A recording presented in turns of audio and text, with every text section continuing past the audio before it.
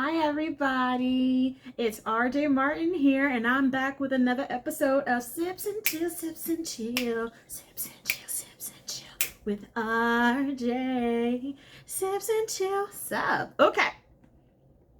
I know I haven't been around in a while. Everyone who is keeping up with Sings and Chill with RJ, thank you. I'm getting so much like positive feedback and so many views, and it's exciting. It's so exciting. But what have I been doing other than singing and working and taking my brothers home from work and everything else? Like I've said, I've been watching my horror movie marathon. So what's this video about today? It's going to be about everything I've watched so far. Now, the month of October is not over yet. I am going to continue watching movies. I just got finished with movie 88, which was Vampires versus the Bronx. It was the second time I've watched it. I haven't watched it since 2020 when it originally came out, and it's still such a good movie. Like it's cool seeing like, little kids, young kids, fighting the forces of darkness, like in the Monster Squad or whatever, or like the Goonies or anything. I still enjoy those films. They're still great films. So how was I going to talk to you about? It's not just about like my favorite, like what I've watched, but I wanted to talk to you guys about like my favorite films, like horror films that I love to watch during the month of October that are like musts when I start my marathon. There are things, it's like I need to watch this during the month of October. But it's weird, guys. I was like, so do I do horror movies that I watch during the month of October, or do I end up doing just like seasonal themed, like Halloween themed movies, or like something that has to do with ghosts, goblins, or witches, or anything like that? What do I do? So I actually came up with two lists. One for horror, one for like seasonal Halloween. And I feel like I need to mix them up because I can actually tell you guys from literally top to bottom what I wrote down and everything. I had to write it down because I'm like, am I going to be able to retain it? I know I can, but can I, like, without, Anyway, so what are my favorite movies that I have to watch during the October month season? I don't want to start from 1. We're going to start at 10, and I'm going to tell you, like, my top 10 must-watches when I mix the list together, which is hard. So let's start with the not so scary but still fun in the spirit of everything. Starting at number 10, I'm gonna say The Monster Squad. If you guys have not seen The Monster Squad, it came out back in 87, but I actually discovered it a few years ago, not like 5 or more than 5. I was living at my old apartment and I saw this amazing scene of these kids walking with, it looks like the Frankenstein monster, like kind of walking out in the sunset together. And they're just a gang of kids. And I said, let me discover this movie. And it was on Hulu. And I watched it, and it was one of the best films I ever saw. I wish I saw it as a child because I feel like I would appreciate it more. But my mom didn't even know about it. And I had to get my mom to watch it. And I got my little brothers to watch it. And everybody had the same reaction, like, this movie is incredible. And everybody cried in the end. If you have not watched it, you need to watch it. It is such a great film. I watched that several movies ago because The Monster Squad is a classic. And I love the Addams Family. Da-da-da-da. Da-da-da-da. You can't say Halloween without the Addams Family. They are the classic family of the macabre. They are so classic and so fun and creepy, kooky, mysterious, spooky, all together ooky, and just amazing. I love the Addams Family. I want Bette Gomez and Morticia Love.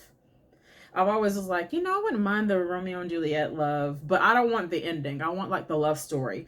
And I think it would be Gomez and Morticia. I have watched spin-offs. I love the original show with John Ashton and Carolyn Jones. It's so classic. And then I love the movie, of course, with Raul Julia and Angelica Houston. It's just so fun, and I have to watch that like every year. it's a must. And like Christina Ricci as the Princess of Goth, Wednesday Addams is a must. And then for them to redo the show for Netflix and have her come back, and then have the new Scream Queen, practically Jenna Ortega, she is definitely Wednesday. Like, it's amazing. She's a great actress, and I love it. I enjoy her on that. It's such a good show, movie. It's funny. It's great. Everybody can get along with Addams Family. So, number 8, The Crow with Brandon Lee. I did see the newer Crow with Bill Skarsgård. It is good, but it's not Brandon Lee. But Brandon Lee, I always have to find a way to watch his, because it's so good. Such a good movie. It's, of course, it's sad, especially knowing that he passed away on set. Like, a real bullet practically hit him and killed him. It's so sad.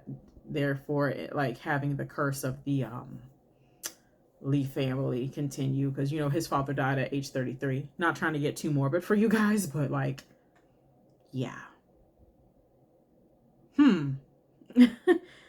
But I love it. I love, like, it's so fun. It's sad, of course, but it's such a great film. I have seen the sequels to it, but nothing will ever top the original Crow from '94 with Brandon Lee and Michael Wilcock and Ernie Hudson. I also enjoyed the show from way back when. Stairway to Heaven is really good, but again, nothing can top Brandon Lee's. So at number 7, or, well, is it number 7? Anyway, The Mummy Returns. Well, no, The Mummy and The Mummy Returns tie for, like, my number 6, kind of. So,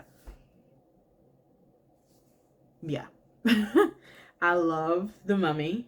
I prayed, you guys. You see my Universal shirt? So, yeah. This is actually before they brought The Mummy ride to Universal.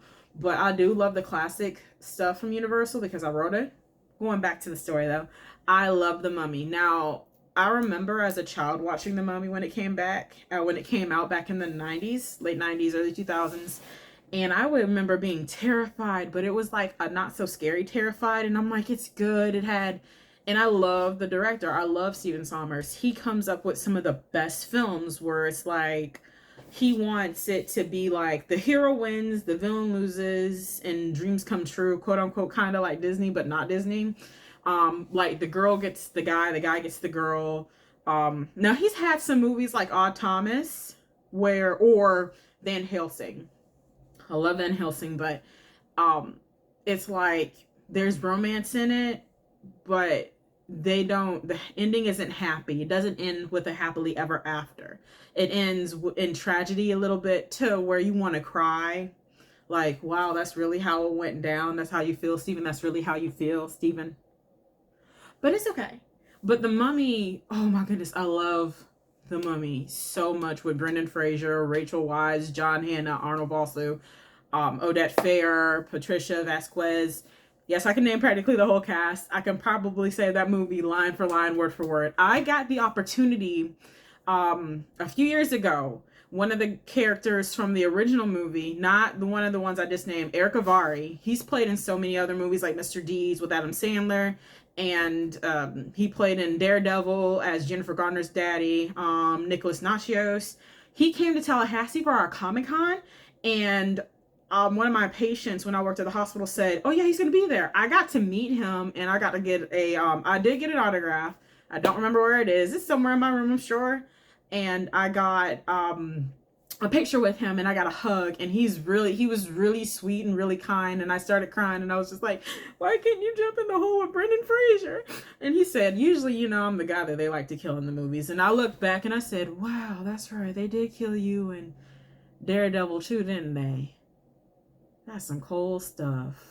But he did for, like, I have to think about it, like, he did it for a good cause, you guys. It was to save Brendan Fraser and Odette Fair and John Hannah so they could save Rachel Weisz. So, for a good cause. And it's okay. Another movie, Nightmare Before Christmas. I love A Nightmare Before Christmas. I've loved that since I was little. That came out in 93, a year after I was born, but I got into it when I was like 4 or 5. I always thought it was funny when the skeleton says, not Jack, it's the other one who plays like the saxophone. He's like, nice work, Bone Daddy. I always thought it was funny because it reminds me of something I would hear, like, around my family. It's such a good movie, and it's something I actually watch twice a year. I watch it for Halloween and Christmas. I will be doing the Christmas thing later, but let's focus on this, right? Right. So I do love The Nightmare Before Christmas. It's so fun and it's cool. I love that Danny Elfman did the music. He really is the voice of like my childhood. It's so fun. So that, and then I love how Chris Sarandon did the talking voice of Jack Skellington. I don't know if y'all know this, but Danny Elfman actually tried to do the talking voice of Jack Skellington, but because he actually didn't have like the work, like to know exactly, to be directed on how to talk or to speak as Jack Skellington, they were like, we'll keep you as the singing part to be like respectful, because he did like the music for practically the whole movie too.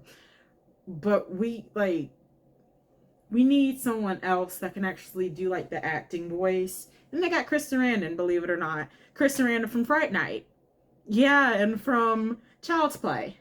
Yeah, and from Princess Bride. You know Chris. Y'all know Chris Sarandon. Yeah, Susan's ex-husband. Yeah, that guy. Cool guy. Very handsome. I actually really liked him. When I found out that he was the voice of Jack Skellington, I was like, oh, that's so cool. He actually played a good guy. Because most of the time he doesn't. He did in Child's Play, but yeah. So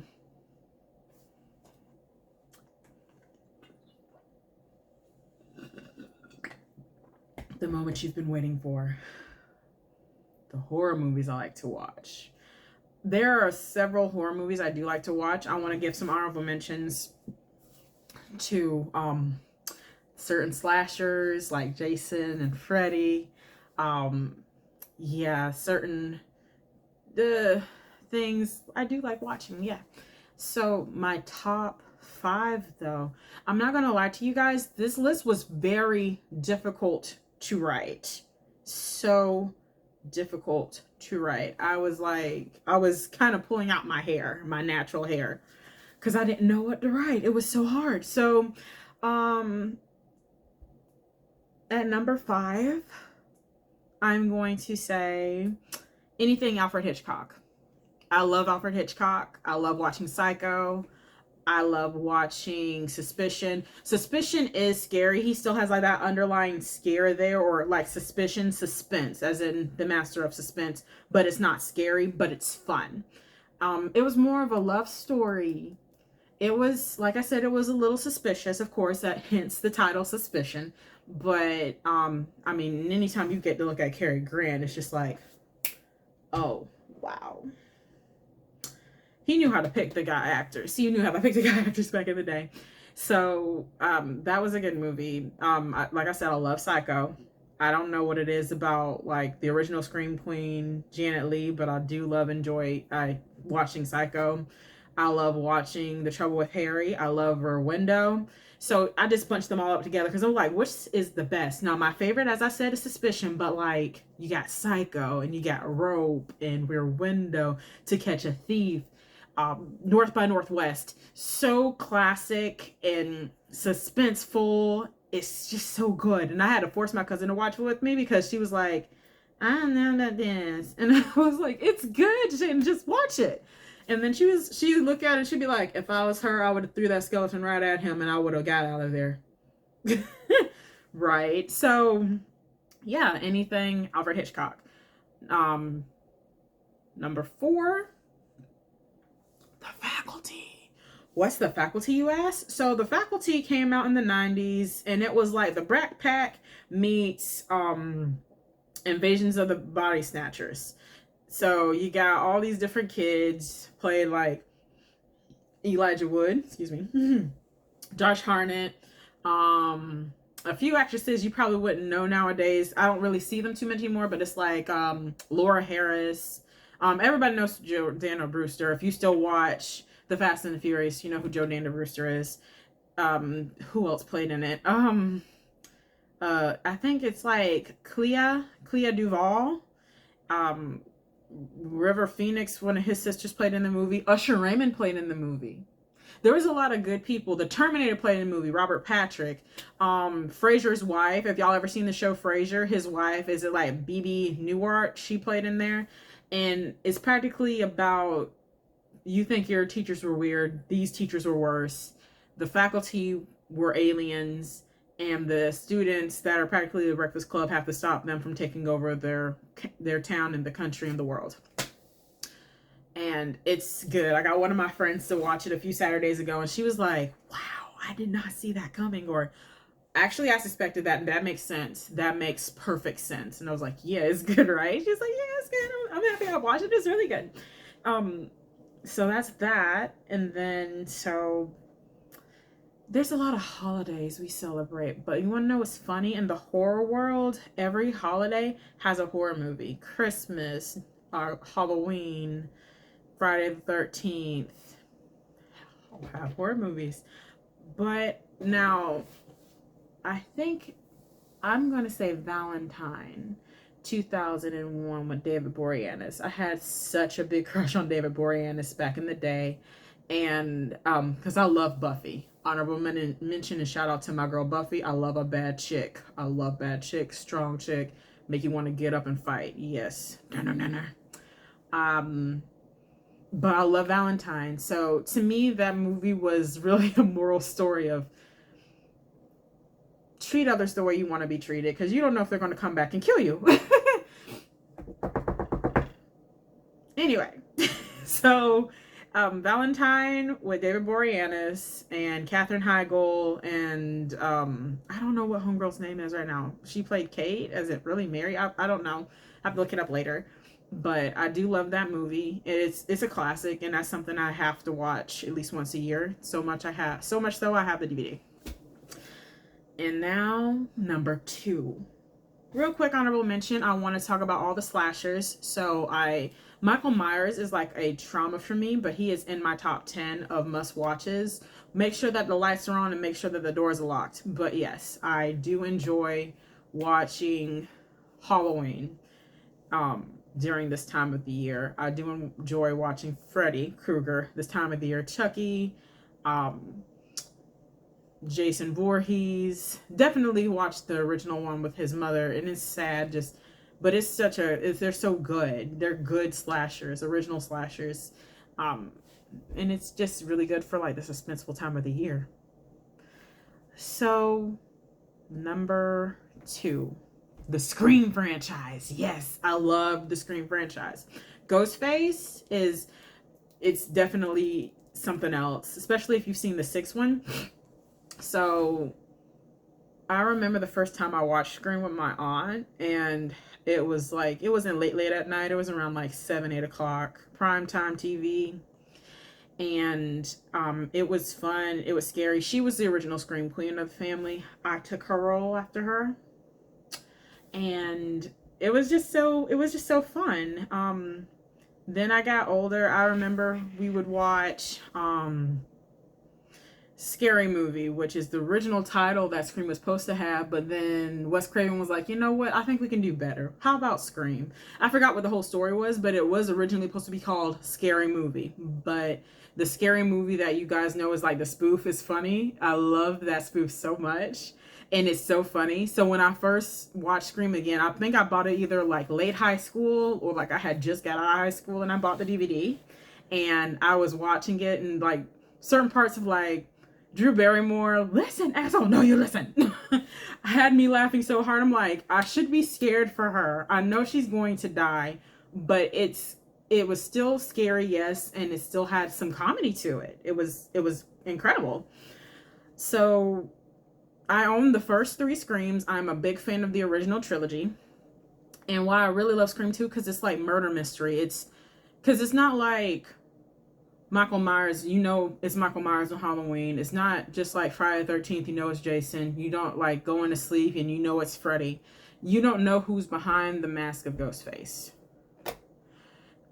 So you're trying to figure out, it's kind of like Clue. We know who's dead. We know where they died at. We know the weapon, but what's the motive? Who did it? And that's what all of them follow. Sometimes it's like you try to figure out, you can figure out sometimes, but I think sometimes they always get me. Especially on the last one, I did not see that coming. It's crazy how it went down, especially on the fifth one. The fifth one was so crazy, but it was still good. I actually went to the theater to see it. I was mad that they killed my dude, David Arquette. But it's a good movie. I'm happy that a lot of the people came back. Now they're making a seventh one, and homegirl that played on the fifth and sixth one, they got rid of her because she said something, and I was like, dang, can we not, like, just don't make any more? Like, Wes Craven did a great job with the first four, and the fifth and sixth one were great, and it's even. We don't need to make any more. Let the franchise be. Stop. Just stop. Just stop. Please, just stop. Anyway, so after all those great movies, I just want to get like more honorable mentions. I want to give out the shout out to Fright Night, 28 Days Later with Cillian Murphy and Naomi Harris. I want to give a shout out to The Silver Bullet by Stephen King. That's my favorite Stephen King movie. And we're not supposed to say his name, but Beetlejuice. Yes. Ready? Go. Beetlejuice. Yes. Stop. Because anyway, so yeah, my favorite horror movie of all time has been my favorite since high school, House 2: The Second Story.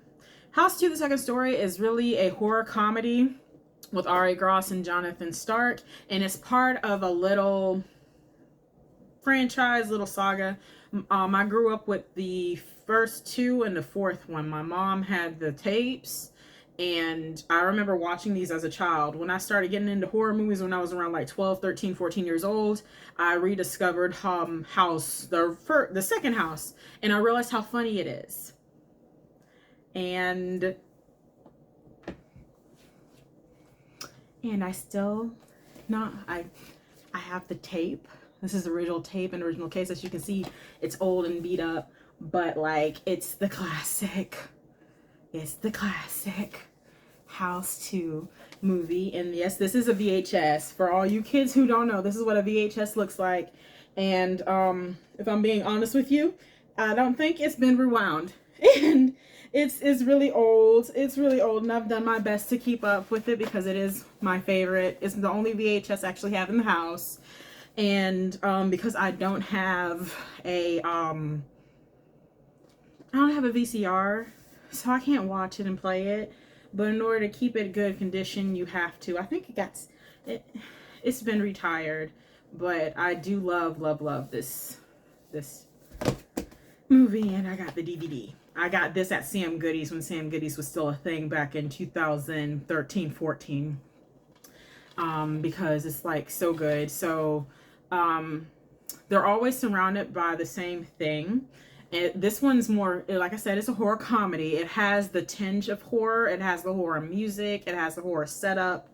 The first 5 to 10 minutes of the movie is scary. It's based on like, so Ari Gross's parents, his name is Jesse. Oh my goodness, what is his last name in there? I forgot his last name. McLaughlin. And his father and mother have to give him up because they know the house is haunted, and whatever is in the house knows it's going to kill them. They do not want their son to die. So they give him up for adoption, and the thing that's in the house, which we don't discover until like Act 2 what it is still in there, and it kills them.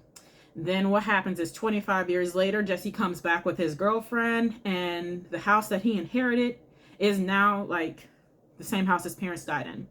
So Jesse is a big archaeologist. He's traveled around the world a little bit. He's on the front of a magazine. His name is out there. He's cool. He's popular.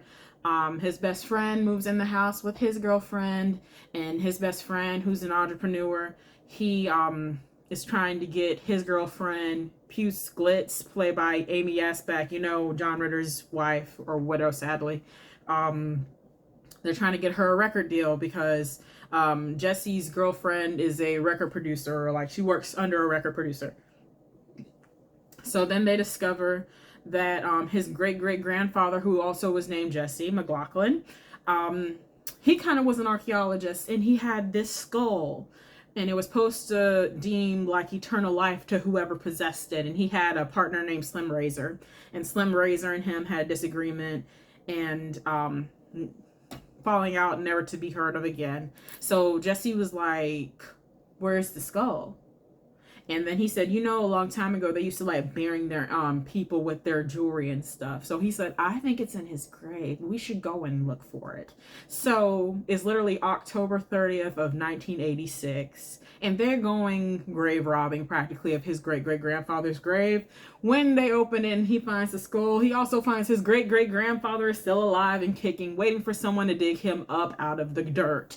And they have this miraculous adventure, and he gets they get to know him, and he gets to have a grandfather, because he never had one. Like he said, he didn't have any family because his parents were murdered, and he was put up for adoption, but he got out of the system. They don't really like explain if he got adopted or who adopted him, but it is such a great film. It's at least for me, like I said, it has comedy, horror. Even John Ratzenberger from Cheers plays in there as an electrician adventurer. And the house, when the skull goes in the house, the house ends up getting all these different dimensions, and someone's always trying to take the skull, and it's mainly up to Ari Gross or Jesse and his best friend Charlie to get it back so that grandpa can live.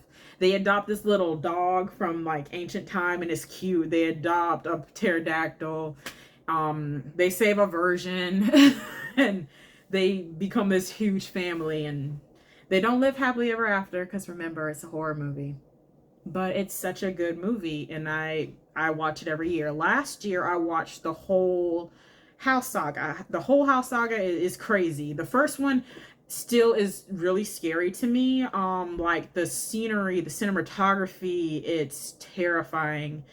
The third one last year was the first time I watched it, and it was crazy. No, the cast doesn't play in there twice. Although in the first one, the guy that played Roger Cobbs in the first one, he came back in the fourth one. And he was murdered. And I remember I got my cousin to watch that one with me. It's kind of hard to get her to watch a horror movie with me, because she'd rather laugh. And I understand. Me too. But I do like a good horror movie every once in a while. Like a good question, like, what is this? This is interesting. You know what I mean? Or like, especially if it got a little bit of twing of a mystery to it. I love a good mystery. So yeah, guys, that was it. I hope you guys are staying safe out there. And parents, if you're watching this and your kids are watching, make sure they have a fun Halloween. If y'all are going to go out trick-or-treating, be safe. I think people are stopped doing the door-to-door thing. So if there are any trunk-or-treats, they're having a lot of trunk-or-treats in the Tallahassee area. Just about every church is doing a trunk-or-treat. Most apartments are doing trunk-or-treats. Nobody ever comes to my apartment. I remember we used to buy candy just in case someone came, and I've never been able to actually serve candy in Tallahassee, because parents are being safe. They don't know who door they're going to knock on. But yeah, I remember just like as a child how fun it was to dress up like Pocahontas or the genie. I was a purple genie, and I went out with my best friend Megan. We go to Jacksonville where her Meemaw was, and we go house to house. But that was late 90s, early 2000s, and that was our Halloween tradition that we did for, I want to say 8 years straight, maybe 9 years. I think around 10th grade, we weren't doing it anymore, sadly. Not going our separate ways exactly, but Mama couldn't take me anymore, and Megan got more friends. That's the best way I said it. So she probably did it, but not with me. But we did have good times, and those were some of the best times of my childhood, was hanging out with my bestie Megan, and trick-or-treating and getting candy and hanging out, especially if it was like, say Halloween happened on like a Saturday night, stay up late until like 12 or 1 o'clock eating candy and talking, and yeah, like, oh my gosh, childhood, where art thou? But y'all stay cool. Pass out the video, so thumbs it up, subscribe it out, and remember to sip and chill on something. Sips and chill, sips and chill, sips and chill, sips and chill with RJ. This is